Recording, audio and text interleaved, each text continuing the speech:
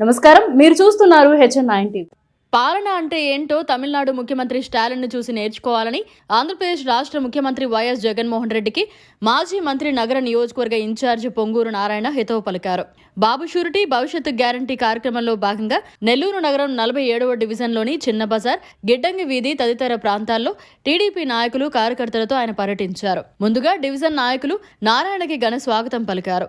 ఈ సందర్భంగా డివిజన్లోని ప్రతి షాపుకెళ్లి టీడీపీ హయాంలో జరిగిన అభివృద్ధిని తెలియజేస్తూ గడిచిన 5 ఏళ్లలో వైసీపీ ప్రభుత్వం చేసిన అరాచక పాలన, దౌర్జన్యాలు, దోపిడీలను, దుర్మార్గాలను ఆయన ప్రజలకు వివరించారు. అనంతరం పొంగూరు నారాయణ మీడియాతో మాట్లాడారు. 47వ డివిజన్లో గిడ్డంగి వీధులు యాక్చువల్గా భవిష్యత్ గ్యారంటీ ప్రోగ్రామ్ అని ప్రచారం మొదలుపెట్టాం. ఇప్పటికే కొన్ని షాప్స్ అయితే తిరిగాయి. ఇక్కడన్నీ కంప్లీట్గా షాప్స్ ఉంటాయి. అయితే ఎక్కడికి పోయినా అనూహ్యమైన స్పందన ఉంది. స్పందన కూడా ఎటువంటి స్పందన అంటే, జనరల్గా మేము పోయి నమస్కారం పెట్టి ఓటేమని అడగాల. అడిగే లోపలే అడుగుతున్నాం. అడిగే లోపలే వాళ్ళే ఈసారి మీరే గెలుస్తారు, ఈసారి తెలుగుదేశం పార్టీ రాష్ట్రంలో వస్తుందని డైరెక్ట్గా చెప్పేస్తున్నారు. ఈసారి అని వాళ్ళు డైరెక్ట్గా చెప్తున్నారు. అంటే వాళ్ళలో ఎంత ఫ్రస్ట్రేషన్ ఉందో, ఎంత విరక్తి చెందిపోయారో ఈ వైఎస్ఆర్సీపీ మీద తెలుస్తుంది. జనరల్గా నేను 2019లో కూడా ప్రచారం చేశాను. అప్పుడు ప్రచారంలో పోయి నమస్కారం పెట్టి ఓటు అడిగితే అలాగేనండి అనేవాళ్ళు. కానీ ఈసారి నమస్కారం పెట్టే లోపలే మీరు ఎందుకండి రాబడలేదు, మీరు ఇంట్లో ఉన్నా గెలుస్తారు, ఎందుకంటే ఈ ప్రభుత్వం వల్ల మేము వెక్స్ అయిపోయాం, వాళ్ళు అనేది వెక్స్ అయిపోయామని. ధరలు పెంచేశారు, నిత్యావసర వస్తువులు అబ్నార్మల్గా పెంచారు, ఎలక్ట్రిసిటీ ఛార్జీలు అబ్నార్మల్గా పెంచేశారు. వ్యాపారస్తులు వ్యాపారాలు చేసుకోవాలంటే సరి అయిన అనుకూల పరిస్థితులు లేవు. ప్రపంచంలో ఎక్కడైనా, నేను అనేక దేశాలు స్టడీ చేశాను. అనేక దేశ విదేశాలు, అమరావతి రాజధాని కోసం పోయాను. అనేక దేశ విదేశాల్లో ఇండస్ట్రియల్ మీట్లో ముఖ్యమంత్రి గారితో పోయాను, డిస్కస్ చేశాను. ఎక్కడికి పోయినా ఫస్ట్ వాళ్ళు అడిగేది ఏంటంటే ప్రశాంతమైన వాతావరణం ఉందా లేని అడుగుతారు. అమెరికానో, చైనానో, జపాన్ నుంచో వచ్చి ఇక్కడ ఆంధ్రాలో ఇండస్ట్రీస్ పెట్టమన్నా, ఇండియాలో ఎక్కడ పెట్టమన్నా, మీ రాష్ట్రంలో ఎలాంటి వాతావరణం ఉంది, మాకు లా అండ్ ఆర్డర్ పరిస్థితి ఏంది, ఫస్ట్ అడుగుతారు. కానీ ఈరోజు ఆంధ్రప్రదేశ్లో, నెల్లూరులో కానీ ఎక్కడైనా చూస్తే అరాచక పాలన అంతే. అసలు ఎవరు మాట్లాడటానికిలా, ఎవరన్నా నోరు తెసి మాట్లాడితే, ప్రజాస్వామ్యంలో నోరు తెసి మాట్లాడితే వాళ్ళు నోరు నొక్కేయాలంటే వాళ్ళ మీద ఒక కేసు పెట్టడం, లేదంటే వాళ్ళ ఇల్లు పగలగొట్టడం, వాళ్ళ షాపులు పగలగొట్టడం, ఇది పరిపాలన కాదు. ఎప్పుడైతే అరాచక పరిపాలన ఉంటుందో వ్యాపారస్తులు అక్కడ ఉండరు, వెళ్ళిపోతారు. ఈరోజు ఎక్కువగా తెలంగాణ, తమిళనాడు, కర్ణాటక వెళ్ళిపోయే వ్యాపారస్తులు. రియల్ ఎస్టేట్ వాళ్ళు ఎవరు లేరు.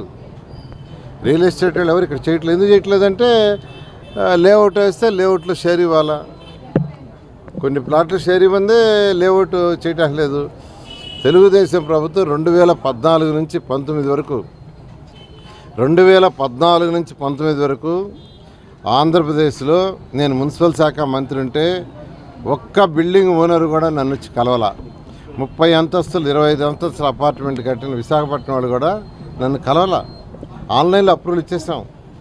నేను అధికారులకు కూడా చెప్పా, వాళ్ళు ఆన్లైన్లో అప్లై చేసిన తర్వాత 5 నిమిషాల్లో వస్తుంది, 10 రోజుల్లో మీరు ఇస్తే ఇచ్చినట్టు. ఇలాంటి డీమ్డ్ నేను అదే పాలసీ పెట్టా, 10 రోజుల్లో ఏదైనా అబ్జెక్షన్ ఉంటే చెప్పాలా, క్లియర్ చేయాలా, ఇలాంటి డీమ్డ్. అదేవిధంగా లేఅవుట్లలో ఆంధ్రప్రదేశ్లో 13 జిల్లాల్లో ఎంతోమంది లేఅవుట్లు వేశారు. ఏ ఒక్క ఓనర్ కూడా నన్ను కలవమని అడగల. ఎందుకంటే ఒకటే అధికారులు చెప్పాను, వాళ్ళని ఇబ్బంది పెట్టద్దు, వాళ్ళు ఫైల్ పెడితే ఇమీడియట్గా అయిపోవాలి. ఈ విధంగా యాక్చువల్గా 2014 నుంచి 19 నాకు ఇప్పుడు యాక్చువల్గా ఇంటుంటే ఆశ్చర్యం వేస్తుంది.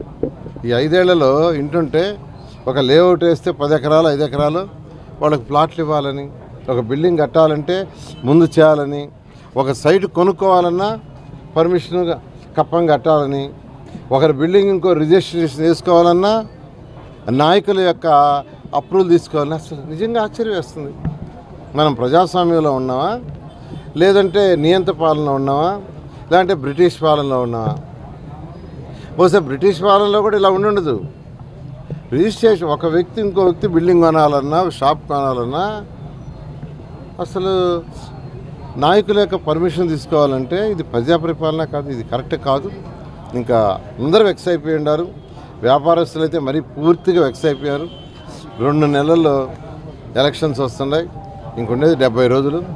ఖచ్చితంగా ఈ రాష్ట్రంలో 175 సీట్లకి మెజారిటీ సీట్లు తెలుగుదేశం గెలుచుకుంటుంది.